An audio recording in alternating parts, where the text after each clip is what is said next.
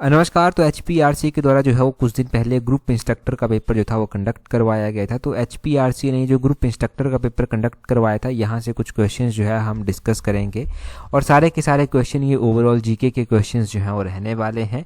इसके अलावा मैं आपको बता दूं कि हिमाचल जीके का सेक्शन हम अलग से डिस्कस करेंगे और वो भी डिटेल से डिस्कस करेंगे ताकि मिलते जुलते क्वेश्चन भी एग्जाम में पूछे जाएँ, तब भी आपको जो है वो हेल्प मिल सके। फिलहाल तो हम कुछ एक सेक्शंस लेकर आए हैं जिसमें जीके के सारे ही सेक्शन इन्वॉल्व हैं, जो भी क्वेश्चंस वहाँ पर पूछे गए थे। अब अलग अलग शिफ्ट में अलग अलग पैटर्न एग्जाम का जो है वो रहता है, परंतु यहाँ पर जो क्वेश्चंस पूछे गए थे फिलहाल उन क्वेश्चंस को जो है वो देखते हैं। बोलते हैं which of the following options best explains why woollen clothes keep us warmer in winter. तो बोलते हैं कि निम्नलिखित में से कौन सा विकल्प सबसे अच्छा बताता है कि ऊनी कपड़े हमें सर्दियों में गर्म क्यों रखते हैं। देखिए, अभी सर्दियां हैं तो आपने देखा कि सभी जो है वो ऊनी कपड़े जो है वो पहनते हैं, वुलन क्लोथिस जो है वो फॉलो करते हैं। तो ये वुलन क्लोथिस जो है वो क्यों जो है वो फॉलो किए जाते हैं, क्यों पहने जाते हैं, क्यों?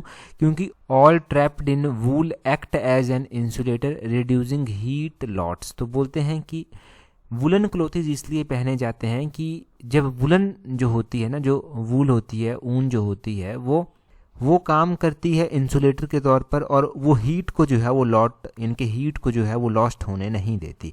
तो ऑप्शन सी इसका जो है वो सही आंसर हो जाएगा। यहाँ से देखो ज़्यादा एडिशनल जानकारी भी नहीं बनती, तो इतना ही हम यहाँ से जानेंगे और अगले क्वेश्चन की ओर चलते हैं। अगले क्वेश्चन में बोलते हैं which article guarantees religious freedom. तो बोलते हैं कि कौन सा आर्टिकल जो है वो धार्मिक स्वतंत्रता की गारंटी जो है वो प्रोवाइड करवाता है। अगर हम इंडियन कॉन्स्टिट्यूशन में आर्टिकल्स की बात करते हैं तो हमारे फंडामेंटल राइट्स में जो है वो रिलीजियस फ्रीडम की बात की गई है। अब पहले तो हम यहाँ पर जो आर्टिकल दिए गए हैं उनकी बात करते हैं। यहाँ पर आर्टिकल नंबर 29 जो है वो दिया गया है। ये बात करता है protection of language, script and culture of minorities की। जो माइनॉरिटीज़ हैं सोसाइटी में उनकी लैंग्वेज को प्रोटेक्ट करना है, उनकी जो स्क्रिप्ट है, उनके जो कल्चर है उसको प्रोटेक्ट करना है। तो ऑप्शन ए तो नहीं होगा। यहाँ पर आर्टिकल नंबर 22 भी जो है वो दिया गया है। तो आर्टिकल नंबर 22 किसकी बात करता है? Protection against arrest and detention in certain cases. तो आपको ऐसे अरेस्ट नहीं कर सकते, आपको ऐसे डिटेंशन नहीं की जा सकती आपकी कुछ एक केसेस में, तो ये भी नहीं होगा। ये आर्टिकल नंबर 22 भी नहीं होगा। आर्टिकल नंबर 20 की अगर हम बात करते हैं तो आर्टिकल नंबर 20 बात करता है protection in respect of conviction for offences. तो यहाँ पर भी जो है वो यहाँ पर भी अलग अलग जो है वो आता है। जैसे अपराधों के लिए जो है वो दोष सिद्धि के संबंध में संरक्षण प्रदान जो है ये आर्टिकल करता है। इसमें बहुत सारी चीज़ें, बहुत सारे प्रावधान दिए गए हैं। जैसे किसी व्यक्ति के द्वारा कोई क्राइम जो है वो किया गया, मान लो जब वो क्राइम किया गया तब वो क्राइम नहीं था, परंतु बाद में चलकर वो क्राइम बन गया, तो वहाँ पर उसको प्रोटेक्शन जो है वो मिल जाएगी। और किसी को जो है वो 1 साल की सज़ा सुनाई गई है तो 1 साल से 1 दिन भी ज़्यादा उसको हिरासत में जो है वो नहीं रखा जा सकता, ये भी इस आर्टिकल में कहा गया है। तो आर्टिकल नंबर 20 भी नहीं होगा। अब हमारे पास एक ही आर्टिकल बच जाता है, आर्टिकल नंबर 25। तो यही है जो रिलीजियस फ्रीडम की गारंटी देता है। इसमें बात की गई है freedom of conscious and free profession, practice and propagation of religion, कि आप अपने धर्म का जो है वो फ्रीली जो है वो उसको प्रैक्टिस कर सकते हैं, उसका प्रोपेगेंडा कर सकते हैं, ऐसी चीज़ें जो है वो की जा सकती हैं। तो उसका फ्रीडम जो है वो वहाँ पर आर्टिकल नंबर 25 में दिया गया है। हम बात करते हैं जो रिलीजियस फ्रीडम से रिलेटेड आर्टिकल हैं। तो right to freedom of religion article number 25, article number 26, article number 27 और आर्टिकल नंबर 28 में जो है वो की गई है। 25 का मैंने बता दिया कि किससे संबंधित है। 26 आर्टिकल नंबर बात करता है freedom to manage religious affair, आप अपने रिलीजियस अफेयर्स को जो है वो अपने ढंग से जो है वो मैनेज कर सकते हैं। आर्टिकल नंबर 27 में बात करते हैं freedom from payment of taxes for promotion of any religion. तो यहाँ पर जो है वो पेमेंट ऑफ टैक्सेस, किसी भी धर्म के प्रमोशन के लिए टैक्सेस से फ्रीडम है, वो आपका मर्जी है वहाँ पर भी। और आगे बोलते हैं आर्टिकल नंबर 27 में, आर्टिकल नंबर 27 का भी तो हो गया। आर्टिकल नंबर 28 में बोलते हैं freedom for attending religious instructions और worship in certain educational institutions. यहाँ पर भी जो है वो बात की गई है कि आपके पास फ्रीडम है वर्शिप करने का, आपकी जो है वो रिलीजियस जो इंस्ट्रक्शंस होती हैं उनको अटेंड करने का किसी भी एजुकेशनल इंस्टीट्यूट में जाकर। ठीक है, तो ये जो है वो राइट यहाँ पर दिए गए हैं। Article number 25, article number 26, article number 27, article number 28, ये बात करते हैं right to freedom of religion की। अगला क्वेश्चन देखिए क्या बोलते हैं which constitutional amendment act enacted in 1992 added a new part to the Indian constitution to establish a 3 tier system of Panchayati Raj. तो बोलते हैं कि 3 tier system of Panchayati Raj जो आया था ना, वो किस कॉन्स्टिट्यूशनल अमेंडमेंट से जो था वो ऐड किया गया था। Three tier of Panchayati Raj system जो आया था वो 73rd कॉन्स्टिट्यूशनल अमेंडमेंट से जो था वो ऐड किया गया था। ऑप्शन सी जो है वो सही आंसर है। ये 73rd कॉन्स्टिट्यूशनल अमेंडमेंट और इंडियन कॉन्स्टिट्यूशन के कुछ एक पार्ट जो पंचायती राज से डील करते हैं वो हम जान लेते हैं। आपको पता है अभी पंचायतों के इलेक्शन भी जो है वो होंगे, तो हम बात यहाँ पर जो है वो करते हैं कुछ एक इम्पॉर्टेंट चीज़ों की। हमारे इंडियन कॉन्स्टिट्यूशन में जो है वो शेड्यूल दिए गए हैं। जो 11th schedule of Indian constitution है जो वो बात करता है पंचायती राज सिस्टम की। तो यहाँ पर जो है वो कुछ एक स्पेसिफिक पावर्स जो हैं वो दी गई हैं। और अगर हम 11th जो शेड्यूल है हमारे इंडियन कॉन्स्टिट्यूशन का, तो आपने ध्यान रखना है इस शेड्यूल में कितने जो है वो मैटर आते हैं। 29 मैटर जो है वो इसमें आते हैं। ये भी एक MCQ बेस्ड क्वेश्चन बनता है। और ये शेड्यूल जो है वो ऐड किया गया था 73rd कॉन्स्टिट्यूशनल अमेंडमेंट से। यहाँ पर जो है आपने ध्यान रखना है कि कौन सा आर्टिकल डील करता है। तो आर्टिकल नंबर 243G जो है वो स्पेसिफिक रूप से इससे डील जो है वो करता है। ठीक है, तो ये आपको यहाँ पर बेसिक पता होना चाहिए पंचायती राज के बारे में। पंचायती राज हमारा देखो 73rd कॉन्स्टिट्यूशनल अमेंडमेंट से आ गया। अगर हम म्यूनिसिपलिटीज़ की बात करते हैं, जो म्यूनिसिपल काउंसिल म्यूनिसिपल कॉर्पोरेशन हो गया, वो कहाँ पर आती हैं, कौन से आर्टिकल में आती हैं, वो 74th कॉन्स्टिट्यूशनल अमेंडमेंट से जो था वो ऐड की गई थी। और ये जो 74th कॉन्स्टिट्यूशनल अमेंडमेंट है इसने जो है वो 12th शेड्यूल को जो था वो ऐड किया था। ये ध्यान रखें, इंडियन कॉन्स्टिट्यूशन का 12th शेड्यूल किससे डील करता है, वो म्यूनिसिपलिटीज से डील करता है। 12th schedule 74th constitutional amendment और आर्टिकल नंबर 243W आपने ध्यान रखना है। ठीक है जी, 243G पंचायती राज वाला था, 243W जो है वो म्यूनिसिपलिटीज वाला है। अगले क्वेश्चन में देखिए बोलते हैं यहाँ पर रीजनल रूरल बैंक। यहाँ पर RRB की बात जो है वो की जा रही है। RRB were established in which year. तो रीजनल रूरल बैंक की स्थापना जो था वो कब की गई थी? रीजनल रूरल बैंक की स्थापना जो था वो की गई थी 1975 में। 1975 इसका ऑप्शन डी जो है वो सही आंसर हो जाएगा। कई बार ना सिंपल सा क्वेश्चन बनता है कि पहली बार RRB कब एस्टेब्लाइज की गई, तब उसका आंसर भी 1975 ही जो है वो होगा। अब यहाँ पर कुछ हम बैंकिंग सिस्टम से रिलेटेड बात कर लेते हैं। सबसे पहले RBI की बात करेंगे। तो RBI की स्थापना वैसे 1935 में हुई थी। 1949 में RBI को जो है वो नेशनलाइज किया गया। और प्रेजेंट टाइम में जो रिजर्व बैंक ऑफ इंडिया यानी कि RBI के गवर्नर आते हैं वो संजय मल्होत्रा जो है वो आते हैं, तो उनका ध्यान रखें। यहाँ पर ही हम जो है वो SBI की यानी कि स्टेट बैंक ऑफ इंडिया की बात जो है वो कर लेते हैं। स्टेट बैंक ऑफ इंडिया की स्थापना जो था वो कब की गई थी? और स्टेट बैंक ऑफ इंडिया का हेडक्वार्टर कहाँ पर है? तो मुंबई में इसका हेडक्वार्टर है स्टेट बैंक ऑफ इंडिया का। और स्टेट बैंक ऑफ इंडिया की स्थापना 1955 में जो था वो की गई थी। 1955 में स्टेट बैंक ऑफ इंडिया की स्थापना की गई। अब वैसा ही एक क्वेश्चन बनता है कि बैंकों का नेशनलाइजेशन जो था वो कब किया गया था? देखिए एक बार बैंकों का वैसे तो अलग अलग ईयर्स में बैंक नेशनलाइज होते रहे, परंतु 1969 में जो है वो इंदिरा गांधी के समय में जो है वो बैंक नेशनलाइज किए गए थे। और 1969 में कितने बैंक नेशनलाइज किए गए थे, एक ये क्वेश्चन जो है वो बनता है। तो 1969 में 14 बैंक जो था वो नेशनलाइज किए गए थे। तो ये भी बैंकिंग सिस्टम से मिलता जुलता क्वेश्चन, ध्यान रखना। अगला क्वेश्चन देखते हैं क्या बोलते हैं the pressure of an atmosphere is equal to approximately. तो बोलते हैं कि एटमॉस्फेयर का प्रेशर जो है वो कितने के बराबर होता है, पास्कल्स में आपको बताना है। अब प्रेशर ऑफ एटमॉस्फेयर की बात करते हैं, बड़ा ही लॉजिकल क्वेश्चन है ये, एक आपको पॉइंट टू पॉइंट डाटा पता होना चाहिए। 1013 पास्कल के बराबर नहीं होता, 10 पास्कल के बराबर भी नहीं, 101.3 पास्कल के बराबर भी नहीं, ये 101.3 मल्टीप्लाई बाय 10⁻³ पास्कल के बराबर जो है वो होता है। तो ऑप्शन डी इसका सही आंसर हो जाएगा। कई बार ये 101.3 मल्टीप्लाई बाई 10⁻³ पास्कल कर नहीं लिखा जाता। कई बार जो है वो इसको लिखा जाता है 1.013 मल्टीप्लाई 10⁻5 पास्कल। ठीक है, कई बार ऐसे लिख देते हैं, कई बार 1.01 मल्टीप्लाई 10⁻5 पास्कल कर ही लिख देते हैं। तो यहाँ पर बात तो एक ही है, यहाँ पर बस वही है, बिंदु का ही ये फ़र्क है। यहाँ पर 2 डिजिट आगे ले आए तो 10⁻3 हो गया, यहाँ पर पीछे ले आए तो 10⁻5 हो गया। यहाँ पर इतना सा ही फ़र्क है। तो आपने ध्यान रखना है एटमॉस्फेरिक प्रेशर को कैसे मेज़र करते हैं। तो एटमॉस्फेरिक प्रेशर को जो मेज़र करते हैं वो एक जो है वो इंस्ट्रूमेंट से मेज़र किया जाता है, उसको क्या बोलते हैं, उसको बैरोमीटर जो है वो बोला जाता है। तो बैरोमीटर का नाम भी यहाँ पर ध्यान रखें। अभी तक तो बैरोमीटर से रिलेटेड ये क्वेश्चन बहुत बार पूछा गया है कि atmospheric pressure is measured with, तो इसको बैरोमीटर से जो है वो मेज़र किया जाता है।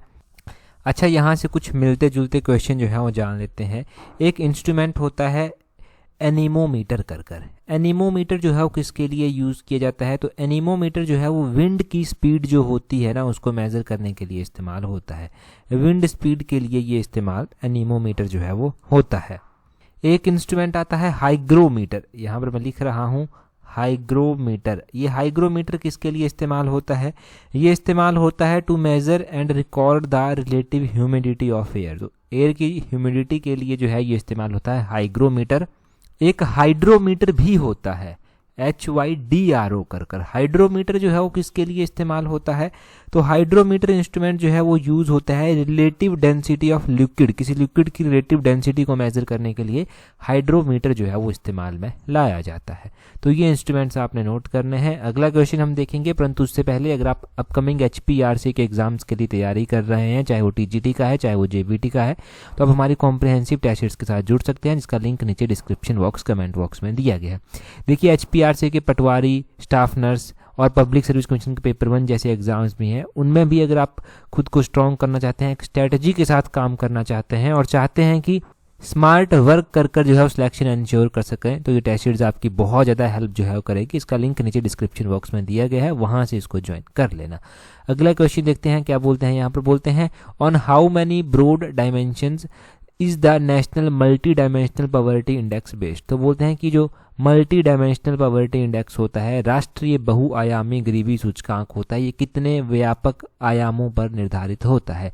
ये जो है वो कितने डायमेंशंस के ऊपर बेस्ड होता है? तो ये जो है वो 3 डायमेंशंस के ऊपर बेस्ड होता है। ऑप्शन बी जो है वो इसका सही आंसर हो जाएगा। अच्छा, ये भी बड़ा ही इंपॉर्टेंट क्वेश्चन बनता है, जैसे कि मल्टी डायमेंशनल पॉवर्टी इंडेक्स को मेजर करने के लिए कौन कौन से डायमेंशन जो है वो इस्तेमाल में लाए जाते हैं। तो ये 3 डायमेंशन कौन कौन से हैं? एक हेल्थ डायमेंशन है, एक एजुकेशन डायमेंशन है और एक स्टैंडर्ड ऑफ लिविंग डायमेंशन जो है वो आता है।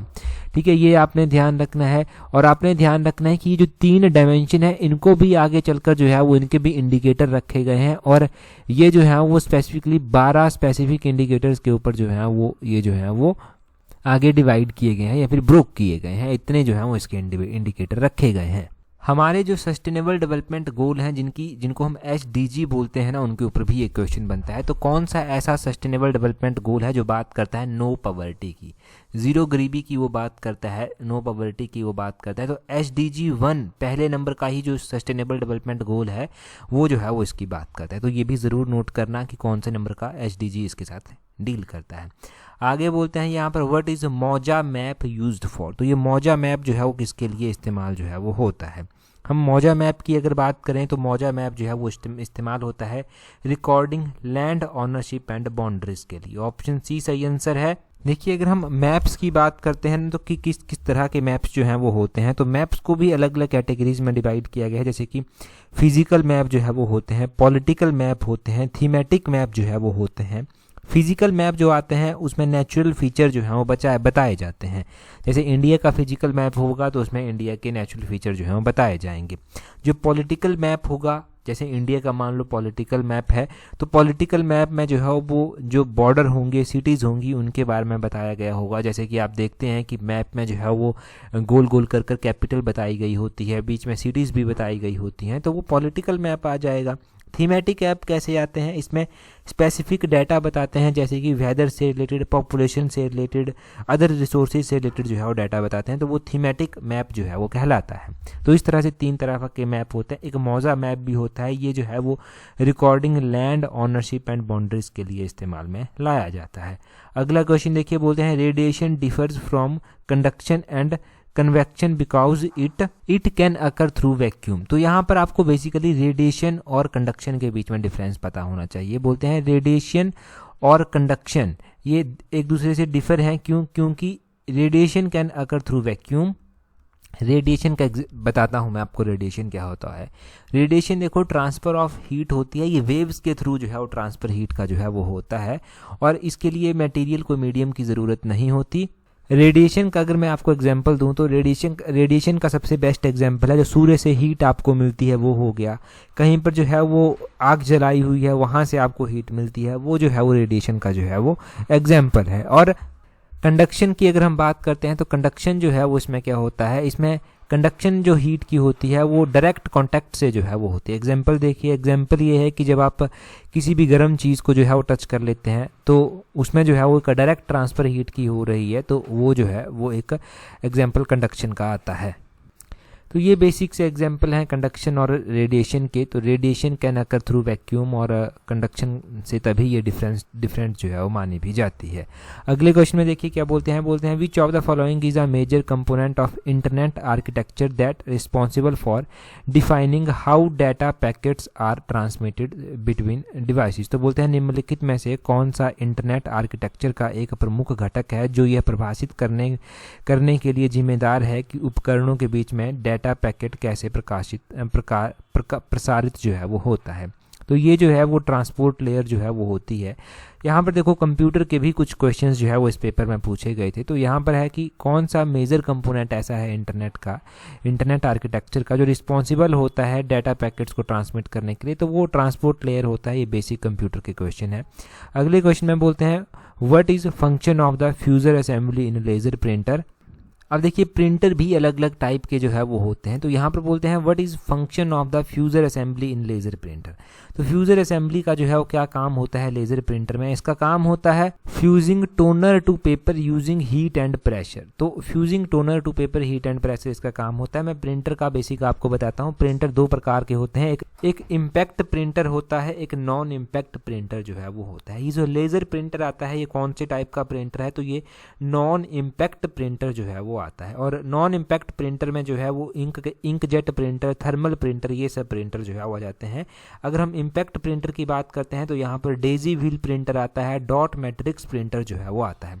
तो ये प्रिंटर के जो है बेसिक टाइप हैं। अगर आपसे एग्जाम में किसी भी एग्जाम में पूछे जाएं प्रिंटर के बेसिक टाइप तो ये ध्यान रखने हैं। अगला क्वेश्चन देखिए, बोलते हैं a valid email ID is important in online application because. तो ऑनलाइन एप्लीकेशन में एक वैध ईमेल आईडी महत्वपूर्ण होती है, क्यों? It is used for verification and communication. तो ऑप्शन बी इसका सही आंसर हो जाएगा। देखिए जब भी आप हमारे साथ जुड़ते हैं टेस्ट सीरीज में तो वहाँ पर ईमेल आईडी एंटर करने का ऑप्शन आता है। जब आप वैलिड ईमेल आईडी डालेंगे तभी आप आगे प्रोसीड कर पाएंगे। और वो ईमेल आईडी बेसिकली होती क्यों है कि हम आपके साथ कम्युनिकेट इजीली कर सकें और आप भी हमारे साथ ईमेल के थ्रू कम्युनिकेट इजीली कर सकें। एक तो वहाँ से आपकी वेरिफिकेशन हो जाती है कि हाँ ठीक है ये वेरीफाई आप हो रहे हैं, और दूसरा वहाँ से कम्युनिकेशन करने में भी जो है वो हेल्प मिलती है। तो ये जो है वो वैलिड ईमेल आईडी का जो है वो रोल है एक ऑनलाइन एप्लीकेशन में। जब आप एग्ज़ाम भरते हैं तब भी ऐसा ही होता है, वहाँ पर ईमेल आईडी आपसे मांगी जाएगी ताकि आपके साथ जो है वो कम्युनिकेट जो है वो किया जा सके। अगला क्वेश्चन देखिए क्या बोलते हैं how many biosphere reserve are there in India as of August 2025। तो बोलते हैं अगस्त 2025 तक भारत में कितने बायोस्फीयर रिजर्व हैं। तो अगस्त 2025 तक जो बायोस्फीयर्स की संख्या है इंडिया में वो कितनी है, वो 18 जो है वो है। ऑप्शन बी सही आंसर है। देखिए अगर हम कुछ इंपॉर्टेंट बायोस्फीयर रिजर्व और उनकी लोकेशन की बात करते हैं तो नीलगिरी बायोस्फीयर रिजर्व सबसे पहला बायोस्फीयर रिजर्व है। इसकी लोकेशन केरला और कर्नाटक के बीच में आती है। फिर गल्फ ऑफ मन्नार आता है जो कि तमिलनाडु में जो है वो आता है। सुंदरबन आता है जो वेस्ट बंगाल में आता है। नंदा देवी आता है, ये उत्तराखंड में आता है। नोकरेक बायोस्फीयर रिजर्व आता है, ये मेघालय में आता है। पंचमढ़ी बायोस्फीयर रिजर्व आता है, ये मध्य प्रदेश में जो है वो आता है। सिंपलीफाल बायोस्फीयर रिजर्व आता है, ये उड़ीसा में आता है। ग्रेटर निकोबार बायोस्फीयर रिजर्व आता है, ये अंडमान निकोबार में आता है। और अगस्त्यमलाई बायोस्फीयर रिजर्व आता है, ये केरल में आता है। कंचनजंगा बायोस्फीयर रिजर्व हो गया, ये सिक्किम में आता है। पन्ना बायोस्फीयर रिजर्व हो गया, ये मध्य प्रदेश में आता है। एक कोल्ड डिजर्ट बायोस्फीयर रिजर्व आता है जो स्नो लेपर्ड्स के लिए जाना जाता है और ये हमारे हिमाचल में जो है वो आता है। Great run of Kutch biosphere reserve Gujarat में जो है वो आता है। ये भी ध्यान रखना है आपने कि ये कहाँ पर आता है, ये गुजरात में जो है वो आता है। तो इस तरह के कुछ बायोस्फीयर रिजर्व हैं जो इंपॉर्टेंट वन है, उनके नाम ध्यान रखने हैं, उनकी लोकेशन ध्यान रखनी है कि वहाँ कहाँ पर आते हैं। और अगस्त 2025 तक ये टोटल 18 जो था वो थे। अगला क्वेश्चन देखिए क्या बोलते हैं the hearing in which the जज decides whether there is sufficient evidence to proceed with the trial against the defendant is called. तो बोलते हैं कि वो सुनवाई जिसमें न्यायाधीश यह निर्णय लेता है कि प्रतिवादी के विरुद्ध मुकदमा चलाने के लिए पर्याप्त साक्ष्य मौजूद हैं भी या नहीं, उसको क्या बोलते हैं। देखिए मुकदमा भी ऐसे नहीं चलाया जा सकता। मुकदमा जब कोर्ट में कोई चीज़ आती है तो जज डिसाइड करता है कि ये जो है वो आगे प्रोसीड होना चाहिए, ये नहीं होना चाहिए, इसके ऊपर हियरिंग होनी चाहिए या नहीं होनी चाहिए। तो उसको बोलते हैं, उसको जो है प्रिलिमिनरी हियरिंग बोलते हैं। जैसे प्रिलिमिनरी एग्जाम होता है, प्राथमिक जो हियरिंग बोलते हैं इसको प्राथमिक सुनवाई जो है वो इसको बोलते हैं। या फिर इसको आप प्रारंभिक सुनवाई भी जो है वो बोल सकते हैं। तो प्रारंभिक सुनवाई होती है, इसमें न्यायाधीश जज जो है वो डिसाइड करता है कि जो प्रतिवादी है उसके विरुद्ध मुकदमा चलाने के लिए जो एविडेंस है वो पूरी तरह से मौजूद भी है या नहीं है। ऐसा ना हो कि एविडेंस मौजूद नहीं है, केस चल पड़ा और किसी का एक्सप्लॉयटेशन जो है वो यहाँ पर हो जाए, तो वैसा भी जो है वो डिसाइड जो है वो किया जाता है जज के द्वारा। नेक्स्ट क्वेश्चन देखिए, बोलते हैं आर्टिकल्स यहाँ पर दिए गए हैं 245 to 255 of Indian constitution mainly deal with which kind of relation between centre and state. तो बोलते हैं ये आर्टिकल आते हैं 245 से लेकर 255 के बीच में। ये 245 से 255 के बीच में जो आर्टिकल आते हैं ये मेनली जो है वो किस तरह के मामलों के साथ जो है वो डील करते हैं। तो आर्टिकल 245 से 255 तक जो है वो लेजिस्लेटिव रिलेशंस की बात की गई है। ऑप्शन बी इसका सही आंसर हो जाएगा। यहाँ पर थोड़ा डिटेल से मैं आपको बताता हूँ ताकि क्लैरिफिकेशन जो है वो आपको हो सके। इंडियन कॉन्स्टिट्यूशन में अलग अलग पार्ट आते हैं, तो इंडियन कॉन्स्टिट्यूशन का एक पार्ट नंबर 11 जो है वो आता है। पार्ट नंबर 11 में बात की गई है relation between state and centre. Relation between state and centre की यहाँ पर बात की गई है, और यहाँ पर जो है वो आपने ध्यान रखना है कि आर्टिकल नंबर कौन सा आता है। आर्टिकल नंबर 245 से लेकर आर्टिकल नंबर 263 तक जो है वो आता है। आर्टिकल 245 से आर्टिकल नंबर 263 तक आता है। अब इसके अंदर भी अलग अलग तरह के चैप्टर जो है वो दिए गए हैं। कौन कौन से चैप्टर जो है वो इसके अंदर दिए गए हैं, जैसे कि चैप्टर 1 है, उसमें लेजिस्लेटिव रिलेशंस की जो है वो बात की गई है। ये जो लेजिस्लेटिव रिलेशंस हैं ये कौन से आर्टिकल में आते हैं चैप्टर 1 के, ये 245 से 255 तक जो है वो आते हैं। और चैप्टर 2 जो आता है, चैप्टर 2 में जो है वो एडमिनिस्ट्रेटिव रिलेशन जो है वो दिए गए हैं। एडमिनिस्ट्रेटिव रिलेशन जो है वो यहाँ पर दिए गए हैं, और ये कौन से आर्टिकल में आता है, तो ये आर्टिकल 256 से स्टार्ट होता है, आर्टिकल 263 तक जो है वो चलता है। तो इतने डेप्थ में क्वेश्चन जो था वो पूछा गया था। देखिए इतने डेप्थ में पॉलिटी का ये क्वेश्चन पूछा गया था। हम अक्सर जब पढ़ते हैं तो पार्ट 11 तक पढ़ लेंगे, रिलेशन बिटवीन स्टेट सेंटर पढ़ लेंगे, ज़्यादा याद करना होगा आर्टिकल पढ़ लेंगे कि 245 से 263 तक आता है। परंतु इसमें भी इसके चैप्टर कि 245 से 255 तक क्या बात करता है, वो लेजिस्लेटिव रिलेशन की बात करता है, और 256 से 263 तक जो है वो एडमिनिस्ट्रेटिव रिलेशन की बात जो है वो की गई है। तो ये आपने एग्जैक्टली जो है वो सब ध्यान रखना है। अगला क्वेश्चन देखिए, अगले क्वेश्चन में क्या पूछा गया है। अगले क्वेश्चन में बोलते हैं conversion of milk to curd improves its nutrition value by increasing the amount of which vitamin. तो बोलते हैं कि जब दूध को दही में बदलते हैं तो किस विटामिन की मात्रा में वृद्धि होती है जो उसके पोषक मूल्यों में सुधार कर देती है। तो आप कमेंट कर जो है वो अपना आंसर बताएंगे। इस क्वेश्चन को जो है वो ऑलरेडी इससे पिछले पार्ट में जो है वो डिस्कस कर चुके हैं। तो आप जल्दी से कमेंट कर अपना आंसर बताइए। और टेलीग्राम पर अगर आपने अभी तक ज्वाइन नहीं किया है तो अपने टेलीग्राम से ज्वाइन करने के लिए @allexam31 सर्च करना, आपको हमारा टेलीग्राम चैनल जो है वो मिल जाएगा। आज की इस वीडियो में इतना ही है। That's all for today. Thank you very much for watching and listening it very patiently.